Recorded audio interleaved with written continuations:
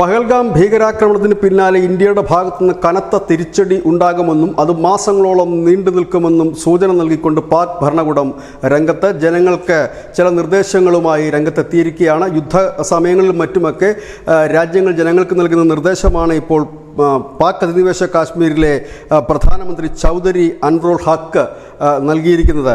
അതിൽ പറയുന്ന പ്രധാനപ്പെട്ട കാര്യം, ഇന്ത്യയുടെ ആക്രമണം ഏതു സമയവും ഉണ്ടാകാം, അത് കനത്ത ഒരു ആക്രമണമാകാം, അതുകൊണ്ട് തന്നെ അതിനായി എല്ലാവരും തയ്യാറെടുക്കണം എന്ന് പറയുന്നു. ഒപ്പം തന്നെ നിയന്ത്രണ രേഖയ്ക്ക് അടുത്ത് താമസിക്കുന്ന ജനങ്ങൾ 2 മാസത്തേക്കുള്ള ഭക്ഷ്യ വസ്തുക്കളും ആവശ്യ വസ്തുക്കളും സംഭരിച്ച് വെക്കണമെന്നുകൂടി ചൗധരി അൻവറുൽ ഹക്ക് പറയുന്നു. ഒപ്പം തന്നെ അദ്ദേഹം പറയുന്ന ഒരു കാര്യം, ഈ റോഡ് പ്രത്യേകിച്ച് നീലം, ഝലം, പൂഞ്ച്, ഹവേലി, കോട്ട്ലി, ഭിംബർ തുടങ്ങിയ അതിർത്തിയോട് ചേർന്ന് ഇന്ത്യൻ അതിർത്തിയോട് ചേർന്നിട്ടുള്ള പ്രദേശങ്ങളിലുള്ള റോഡ് തിരക്ക് ഉണ്ടാക്കരുത്, എപ്പോഴും അത് കാലിയാക്കി ഇടണം എന്നുള്ള ഒരു കാര്യം കൂടി അദ്ദേഹം പറയുന്നുണ്ട്. ഇത് സർവകക്ഷി യോഗത്തിലാണ് ഈ ഒരു തീരുമാനം എടുത്തിരിക്കുന്നത്. ഒപ്പം തന്നെ 1000 മദ്രസകൾ, പാക് അധിനിവേശ കാശ്മീരിലുള്ള 1000 മദ്രസകൾ 10 ദിവസത്തേക്ക് അടച്ചിടുവാനും തീരുമാനമായിട്ടുണ്ട്.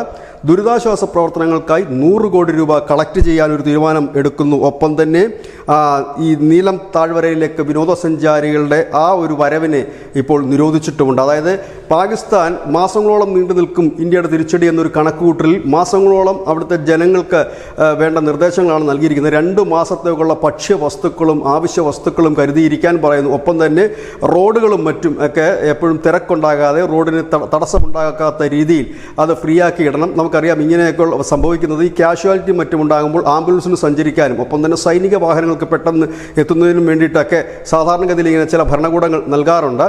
ഇത്തരത്തിൽ ചില നിർദ്ദേശങ്ങളാണ് വന്നിരിക്കുന്നത്. ഇതിൽ തന്നെ മനസ്സിലാക്കാൻ കഴിയുന്നത് പാക് ഭരണകൂടം കരുതുന്നത് ഇന്ത്യയുടെ ഭാഗത്തുനിന്ന് ഉണ്ടാകുന്നത് പഴയതുപോലെ ഒരു ചെറിയ സർജിക്കൽ സ്ട്രൈക്കോ ഇല്ലെങ്കിൽ ഉറി അറ്റാക്കോ പോലെ ആയിരിക്കില്ല എന്നൊരു കരുതൽ കൂടി, ഒരു മുന്നറിയിപ്പ് കൂടി ജനങ്ങൾക്ക് നൽകുന്നു. News desk news India Malayalam.